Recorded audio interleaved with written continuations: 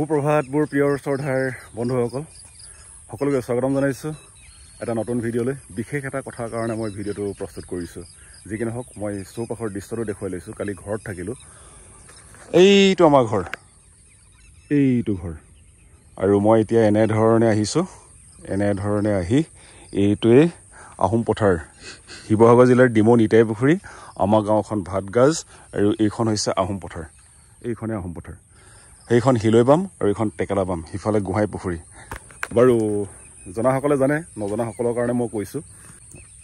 তাৰ আগতে কৈ লৈছোঁ নতুনকৈ মোৰ পেজত যথেষ্ট সংখ্যক বন্ধু সমবেত হৈছেহি শ্ৰদ্ধাৰ মোৰ জ্যেষ্ঠসকল চিনাকি আৰু অচিনাকি জ্যেষ্ঠসকল আহিছে সকলোকে স্বাগতম জনাইছোঁ আপোনালোকৰ যি বিশ্বাস আৰু আস্থা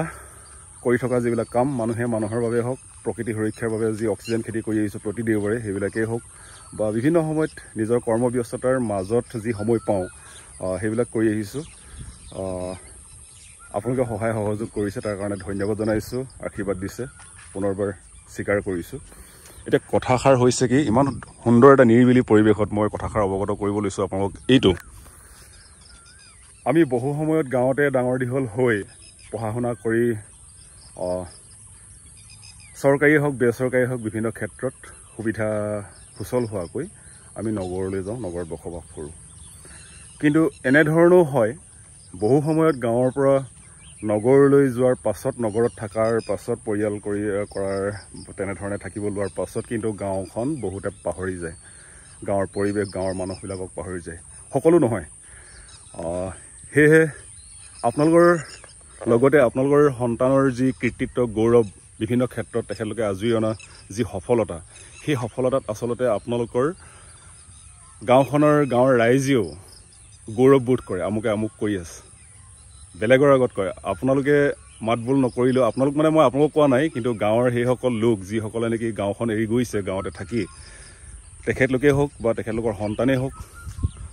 যদি কোনো ক্ষেত্ৰত কৃতিত্ব অৰ্জন কৰে যিকোনো ক্ষেত্ৰত সুনাম কঢ়িয়াই আনে উজলি উঠে আৰু তেনেধৰণে গাঁওবাসীয়েও অঞ্চলবাসীয়েও আচলতে গৌৰৱ কৰে সি আমুকৰে আছিলে তাই আমুকৰে আছিলে আমাৰ গাঁৱৰে আছিলে সেই বুলি এতিয়া সেয়েহে মই মোৰ প্ৰিয় শ্ৰদ্ধাৰ অসমবাসীক তথা মোৰ বন্ধুসকলক মই অনুৰোধ কৰিম বিশেষকৈ যিসকল বন্ধুৱে গাঁৱত এটা সময়ত ডাঙৰ দীঘল হৈছিল আপোনালোক বৰ্তমান নগৰত বসবাস কৰিছে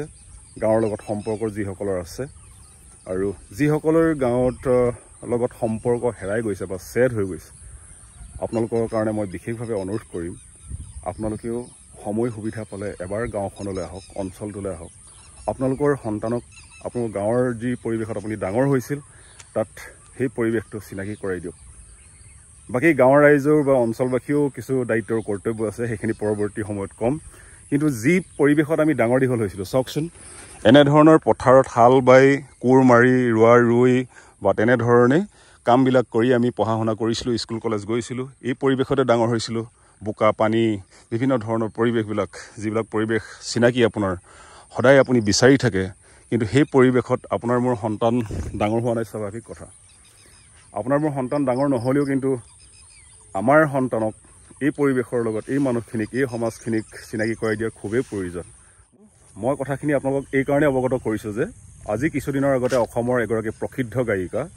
সৰা পাতে পাতে ফাগুন নামে এই গীতটো যি গাইছিলে নামটো আপোনালোকে গম পাইছে ইতিমধ্যে গায়ত্ৰী হাজৰিকাৰ আচল ঘৰখন মানে দেউতাকৰ ঘৰখন এইখন গাঁও আছিলে আহোম পথাৰ আৰু কৰ্মসূত্ৰে দেউতাক গুৱাহাটীত থাকে আৰু সেয়ে চাগে গায়ত্ৰী তাতে জন্ম হৈছে তাতে ডাঙৰ দীঘল হৈছে মাজে সময়ে গাঁৱলৈ আহে বুলি কোৱা শুনিছোঁ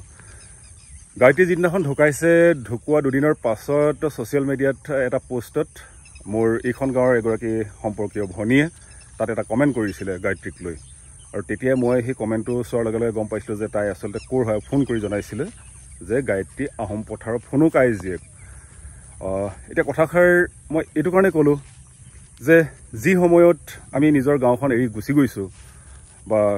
পৰৱৰ্তী সময়ত কৰ্মসূত্ৰে থাকোঁ আমি নগৰত এই গাঁৱৰ লগত যোগাযোগ নাই কিন্তু আজি এজন অঞ্চলবাসী হিচাপে ওচৰ চুবুৰীয়া গাঁওবাসী হিচাপে গায়ত্ৰী ঢুকোৱাৰ সেই খবৰটোৱে মৰ্মাহত কৰি তুলিছিল আৱেগিক কৰি তুলিছিল স্বাভাৱিক কথা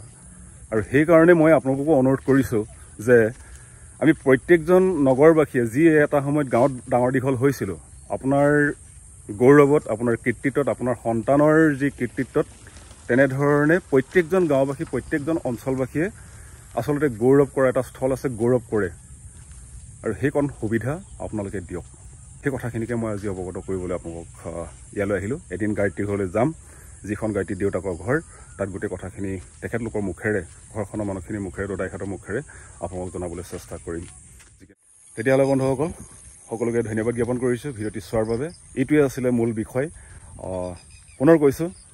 এবাৰ আপুনি যিখন গাঁৱত, যিটো অঞ্চলত ডাঙৰ দীঘল হৈছিল, বোকাপানী খচকি, আপোনাৰ সোণালী শৈশৱ, সোণালী অতীত, সোণালী যৌৱন,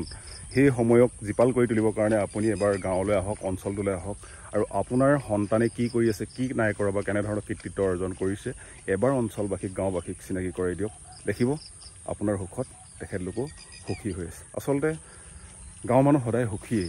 কোনো অভিযোগ অভিমান নাই, কিন্তু এটা আৱেগ আপোনাক লৈ, আপোনাৰ সন্তানক লৈ। Thank U.